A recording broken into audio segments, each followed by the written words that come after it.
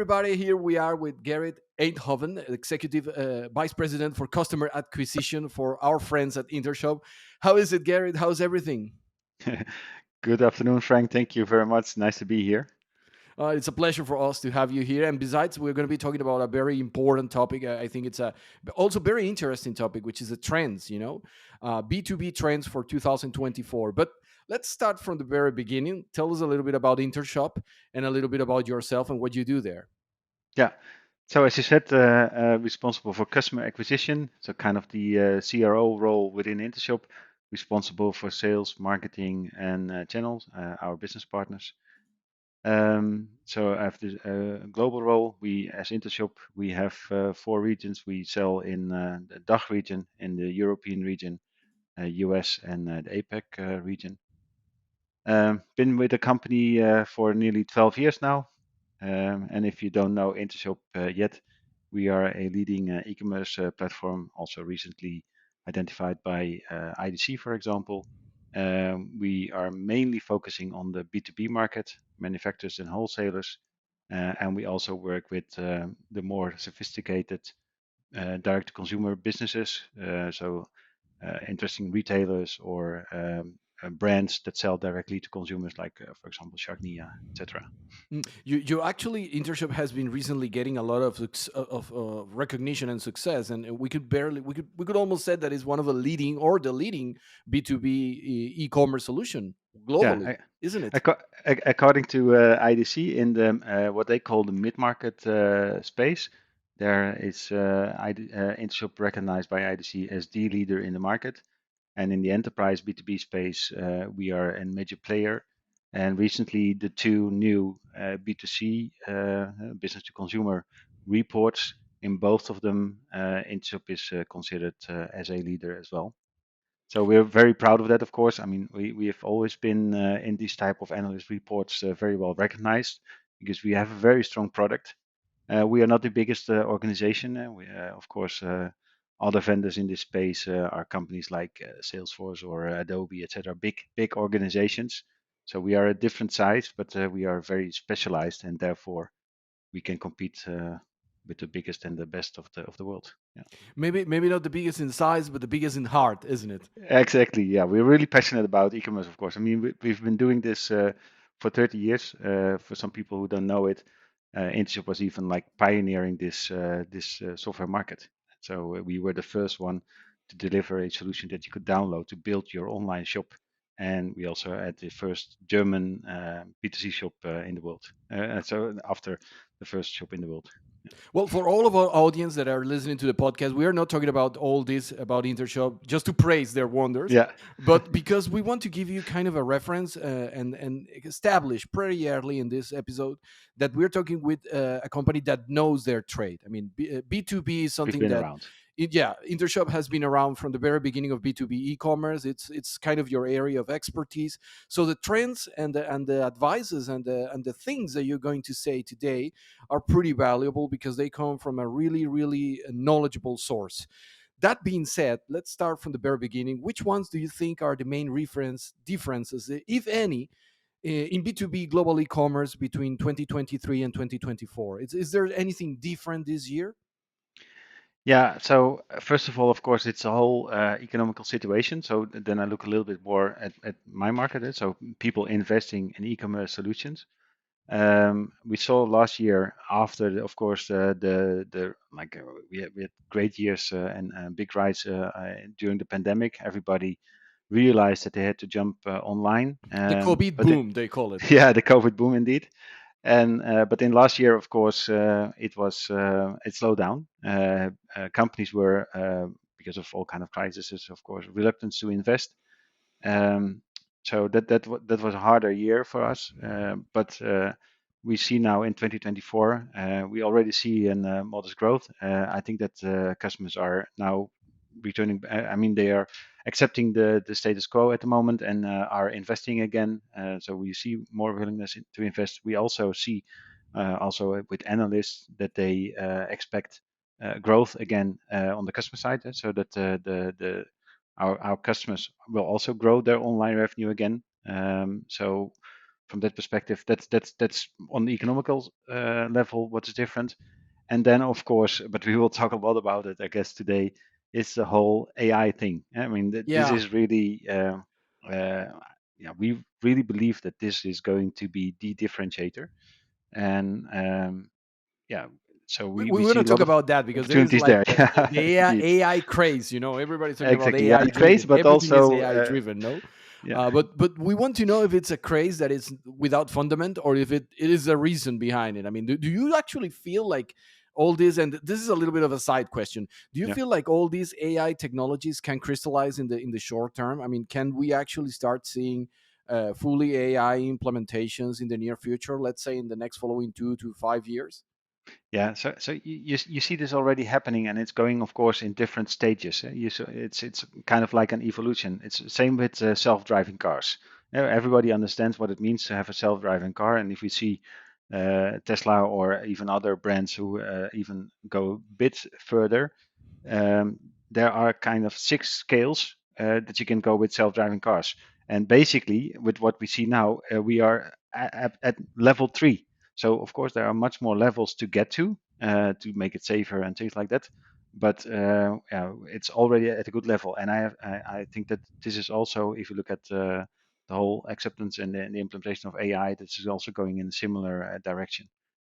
So yeah. So if we talk about B2B e-commerce, Garrett, it's something that is kind of new for B2B, isn't it? I mean, the first implementations of e-commerce were not aimed at wholesaling or B2B businesses. They were more like B2C or direct consumer kind of approach, isn't it?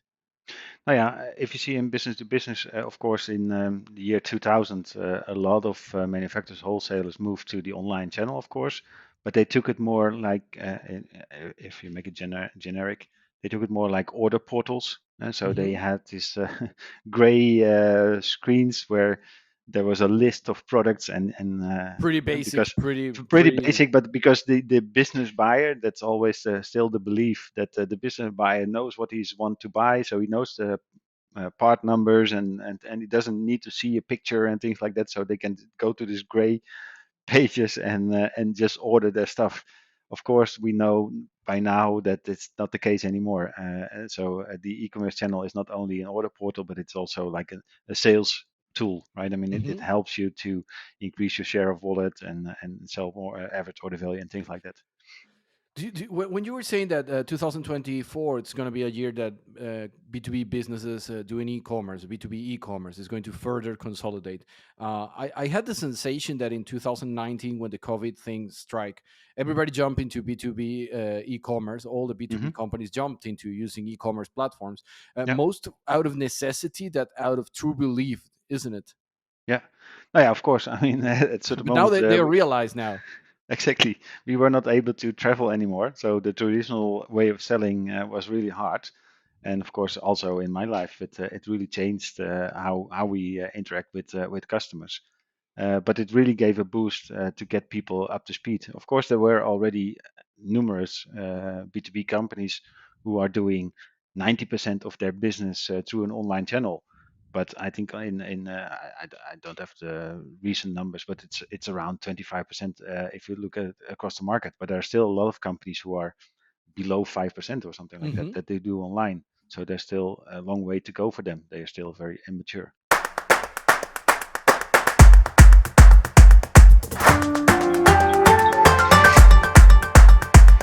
Now, Gary, let's start from the 7 trends because I understand that Intershop did an amazing trend book that shows the 7 trends for B2B e-commerce in 2024. Can you tell us a little bit about this project and how you selected those trends and why any B2B business should be mindful of this information? Yeah, of course.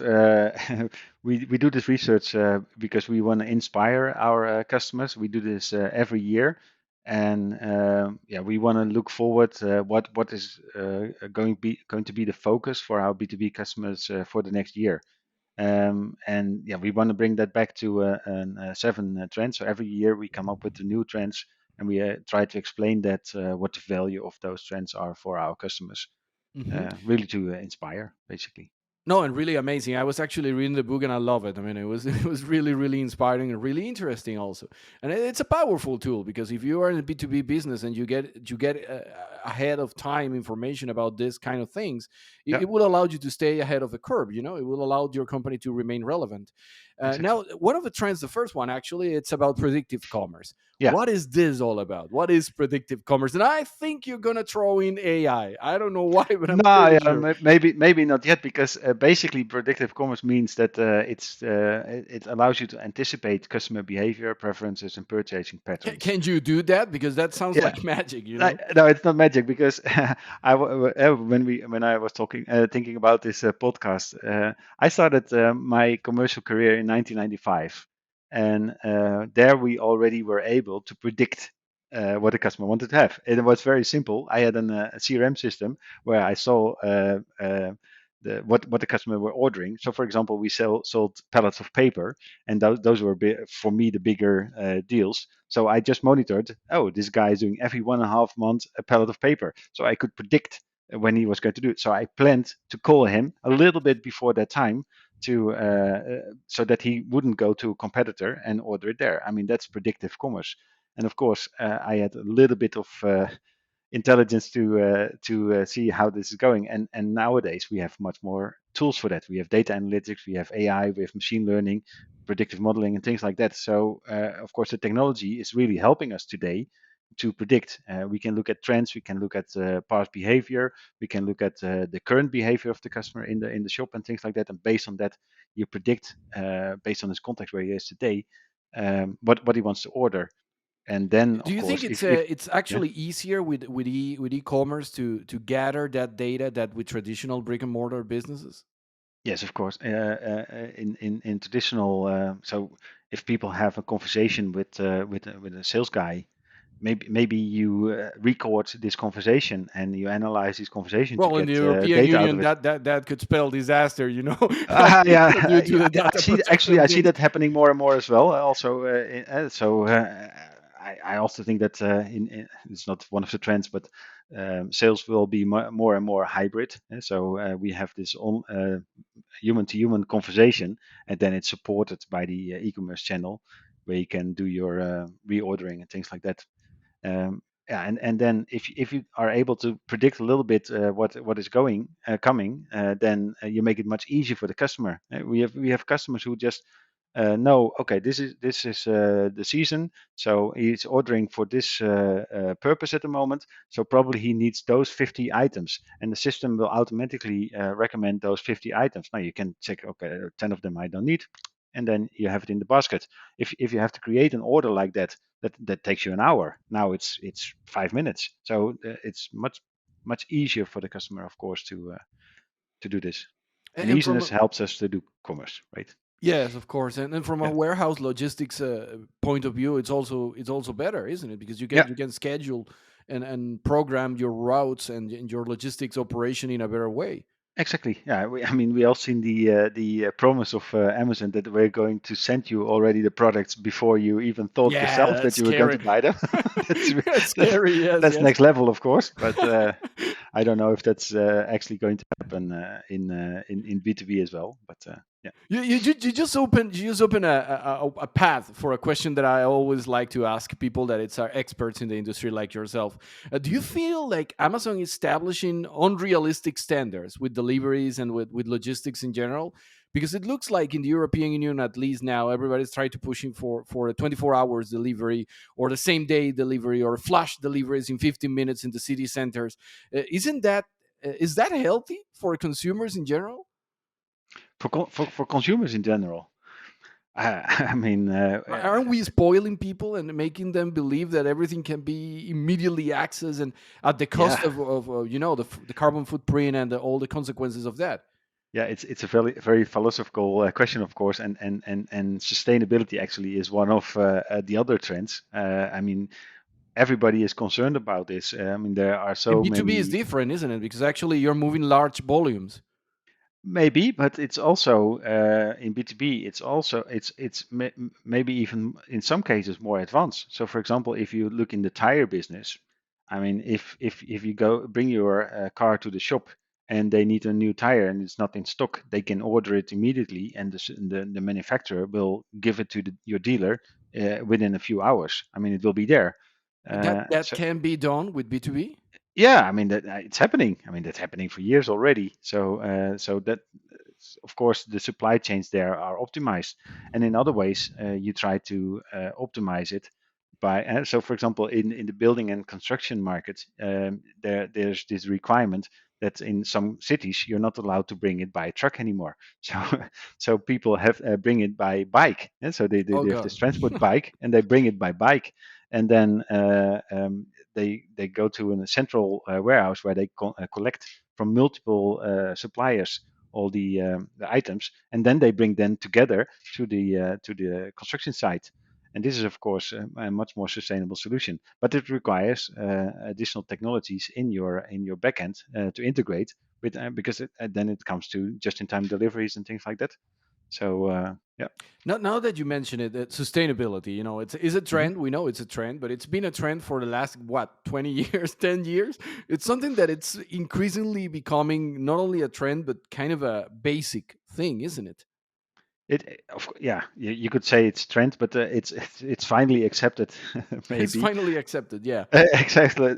So maybe that's a trend indeed, that it's finally accepted to be a necessity, and but it requires technical solutions, because Mm, yeah, if this whole online selling, I mean, it's growing, but if 100% was done by online selling, and everything has to be delivered, and you have all those logistical streams going, I mean, it's going to be a mess, of course, for the environment. So we need to do that smarter, and look at all the packaging and things like that. So we need to do that smarter.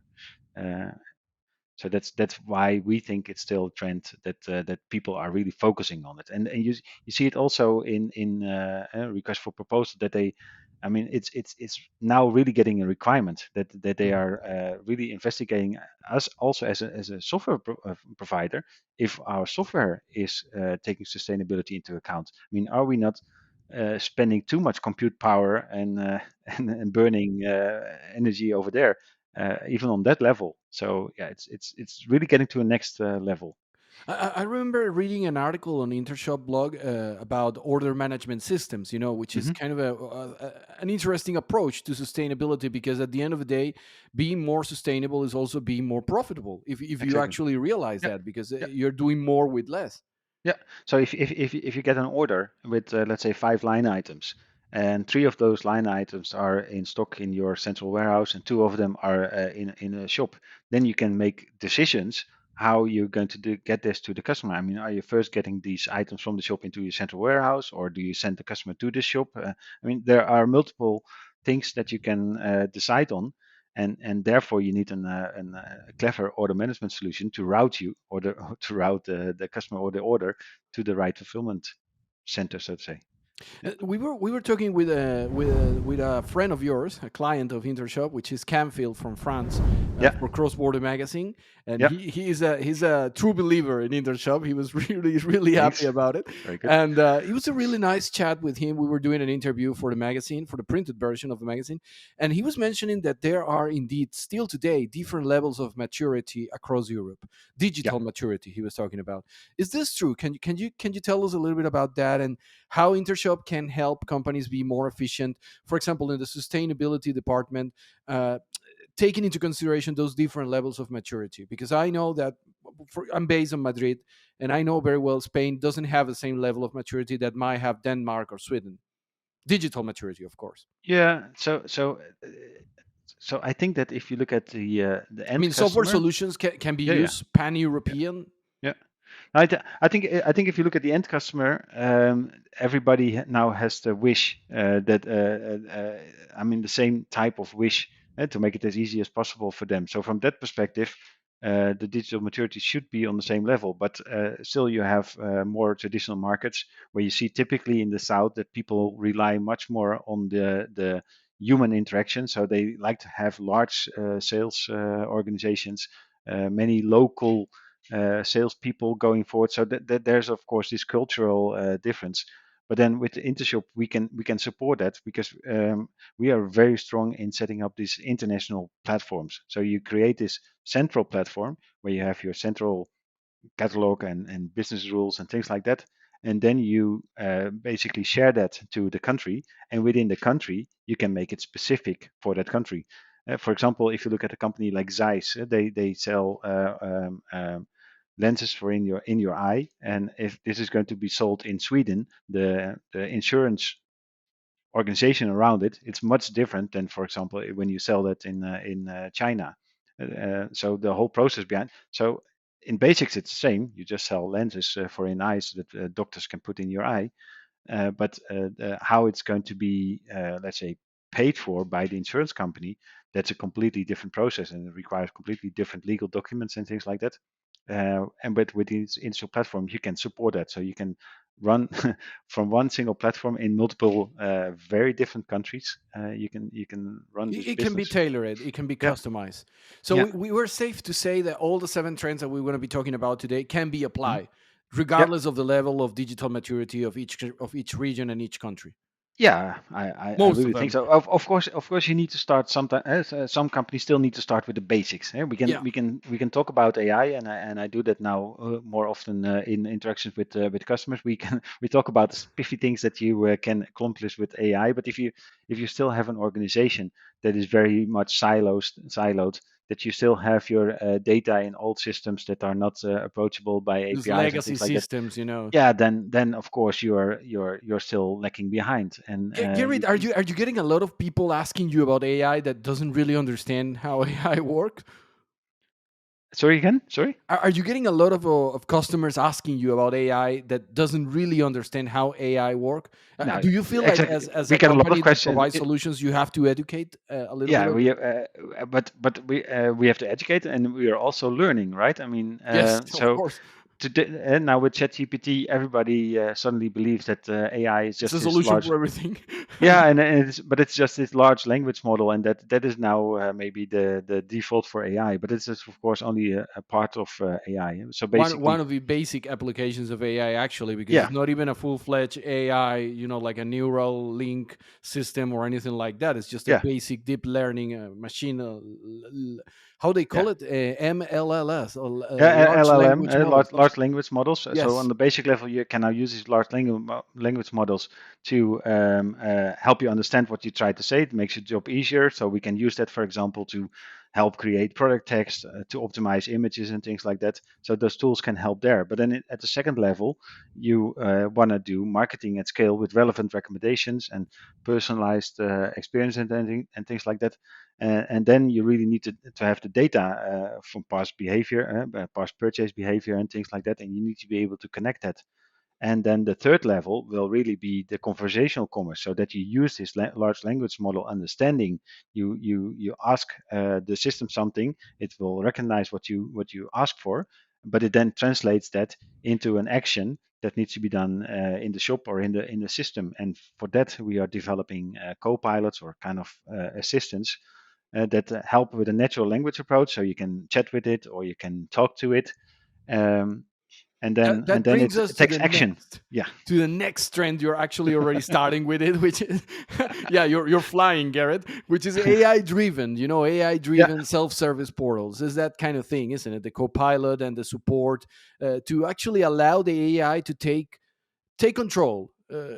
under a secure environment, take Yeah, control of your business and help you speed up processes, isn't it? exactly. It's very good that you say that, a secure environment, because apart from the technology, it's really important that you have the basics right. So if you talk about an AI-driven self-service portal, you need to have this trust-based relationship with your client. There it starts. And you need to have the right master agreements in place, the right pricing agreements in place.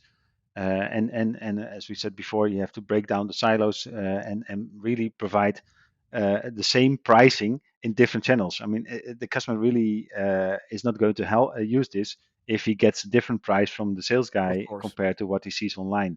If he has to pay more online, of course, the he's online not channel going will to. not Yeah. grow. It's obvious, but still, it sounds obvious, but it's happening a lot. It's happening a It's lot. still happening a lot. Yeah. Yeah, because companies are not actually, still able to combine to create a business model that it's able to allow AI to do the things that AI can actually do better, Exactly. while also keeping the human factor doing the things that the humans can do better. Well, that's what we pray for. Otherwise, we're going to be all under Skynet in a in a really short Yeah. time, you know. Yeah. Yeah, but I'm really curious how this goes. I mean, I'm fantasizing about it myself, and you see this also with You see it. devices. You look at AI as a positive thing, isn't it? I really see it as a positive thing. Yeah, yeah, yeah. I mean, I'm a positive person anyway, but you saw it with the steam trains and things like that. Everybody is afraid for this new development, but it brought us much further. And I think that AI, it will just make our life much easier. Just think about the whole idea that I talk to a digital assistant, and this digital assistant is going to talk to another digital assistant to get the things done for me. And then, so if you just think about this concept, then the whole thing of integration will become so much easier. Hmm. And then if all those devices can even support you with natural language understanding, and so the translation part, I mean, and so I can talk to it in English or in Dutch, and it talks. The Spanish speaking person understands it as well in his language. I mean, that's mind blowing what the possibilities are.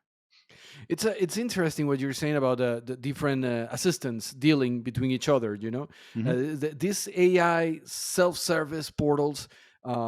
Technically, from your technical point of view, do you think that we will start seeing that in this year, at the end Yeah, of this year, perhaps already yeah, functional? You know, meaning that they will be yeah, able to yeah, do transactions by themselves. yeah, yeah. You say it So like that, you know, that's so easy. Like, yeah, yeah, yeah, it's gonna yeah, happen. no, it's Isn't we that a bit scary for some companies? You know, like it's safe to allow an AI to choose, for example, I don't know how to restock your products, or how to sell. Could such a thing as dynamic pricing work? For example, in real time dynamic pricing by AI, it's a safe thing to do. the, there was some research, and I don't have the numbers exactly here, but they asked consumers, "Are you using AI?" And I think it was around 30% answered, "Yes, I do it." Where actually 80 to 90% are using it already. So, so I really found that surprising that that it is so far away from each other. So we are using this actually already live, and you see also this dynamic pricing. You see it happening when you order an air on the plane, a seat on the plane, right? I mean that's based on dynamic pricing already, and it understands what's going to happen with the weather. It's going to it understands what's going to happen with the holidays and things like that. I mean it's really clever, of course.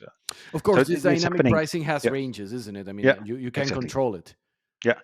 Yeah, and yeah, and you said, yeah, is this going to happen now? So we are actually doing now proof of concepts, workshops, etc., with our clients because they have the technology in place, they have the APIs, they have the connections between all the data sources and things like that. They have our new Spark AI search and recommendation solution, so they can really find the right products in them and serve them in a personalized way and things like that. And then on top of that, we add these large language models so that you can use natural speech to interact with it. And then you get to scenarios where you go to an online shop. You ask, I have this project to do. What kind of tools do I need for that? Oh, you need this and this and this. Okay, how many of them do I need? How big is your project exactly? So much square meters and things like that. Okay, then you need 10 of them. Okay, thank you. Add them to your basket. Of course, you need a human I mean, you need to agree that those are the tools or the items that you want to buy. But the technology already is capable of providing this, and we're doing this. I mean, we have to build this proof of concepts already. If So someone reaches out to Intershop today mhm. and says like, I want to try this, I want to start walking this path, you know, Yeah, it's Intershop capable of providing some solutions based on AI and yeah, autonomous yeah. commerce solutions.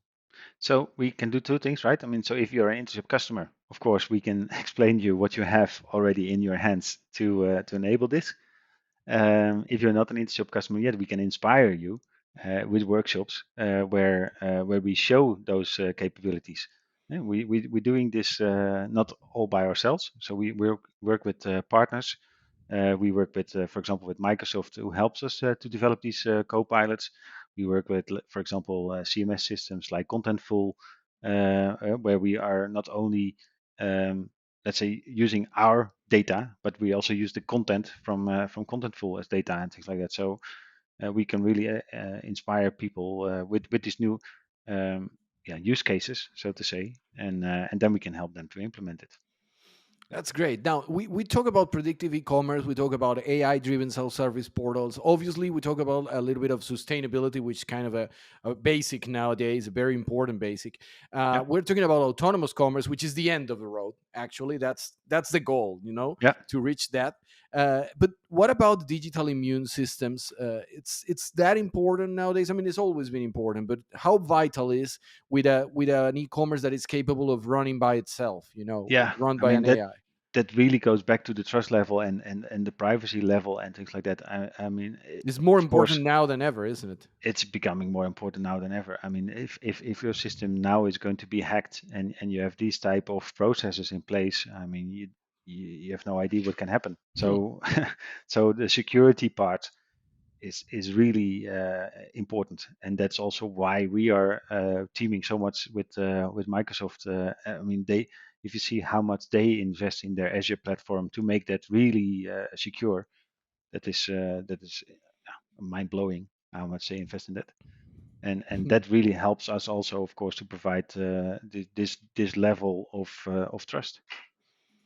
No, there is another thing that it was a trend from last year, and I think it got repeated this year, but it's also important nonetheless, which is composable commerce. Yeah, And that's one of the things that people doesn't really understand when they're dealing with an e-commerce. Is like they feel like I want it all. I want, I yeah, want an e-commerce and I want everything. yeah, Install all the things, put me all the applications. That's not yeah. necessarily true. What is this?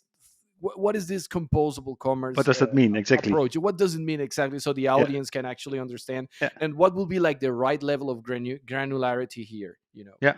So composable commerce is, I mean, it's not really something new. We already had in around 2012 or something like that, customers like, and they're still live, by the way, customers like TomTom, for example, where they were using Intershop and a CMS system next to Tom, each the other. Yeah, geolocalization yeah, thing. yeah, yeah, yeah. Oh, well, They that's are great. still, I use that on so the bike every day. they were using Intershop and an CMS system next to each other, and then they had a separate application delivering the experience to the customer, rendering the pages.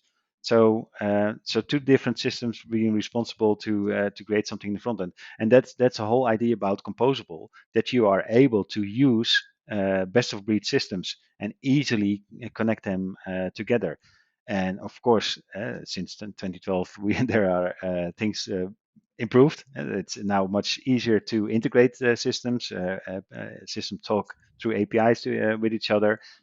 Systems are much more services based, so you can just call a service what is the availability of this product, for example, or what should be the price for this product if I buy 100 of them and things like that. So things are getting easier, but also there it's not really something new. Of course, there is now this whole trend that composable is the next big thing, but you also should not overdo it, because if you have to develop all those microservices all by yourself and have to maintain them all by yourself, it will create a new hell. It's already the hell of the setting it up. I mean, those implementation projects are And much then the hell longer. of maintaining that, isn't it? Yeah, I mean, we already developed in the last year so many best practices that you can leverage today. And but of course, the promise of this composable is flexibility, because the market is now going to change so fast. Just look at this whole AI thing. So you need to be able to connect very quickly different types of things. And in older systems and older, let's say, SAP, IBM systems and things like that, it was always very hard to integrate external third-party solutions. They needed to be certified to be able to integrate them and things like that. And that's, I mean, that's holding customers back. And of course, so from that perspective, the trend is really important, and so that everything is open and using more standards to communicate with each other, so that you can use all those best practices and really deliver on this promise of AI, or yeah, the new things that are coming. It's kind of a Goldilocks zone thing, isn't it? I mean, you have Yeah. to find the not too hot, not too cold, the perfect spot, to place. How do you want to compose how composable you want to be in your e-commerce?